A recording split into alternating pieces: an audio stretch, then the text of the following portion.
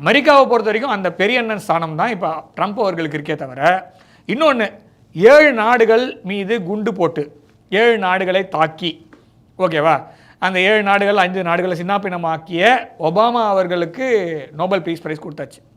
அடுத்து ட்ரம்ப்புக்கு.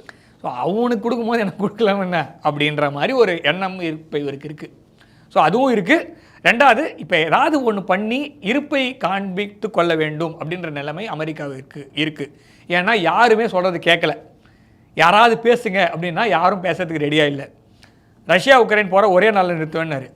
இது 7 மாதம் ஆக போகுது, இன்னும் நிறுத்தலை.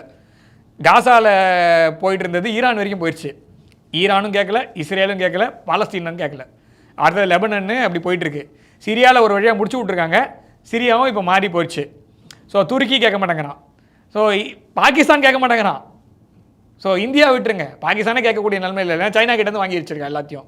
ஸோ இப்போ யாருமே கேட்க முடியல அப்படின்னா, நான் உலகத்தில் நாட்டாமன் நான் ஒருத்தர் எதுக்கு இருக்கேன் அப்படின்ற ஒரு அந்த எக்ஸிஸ்டன்ஷியல் த்ரெட்டு அப்படின்ற மாதிரி ஒன்று வருது.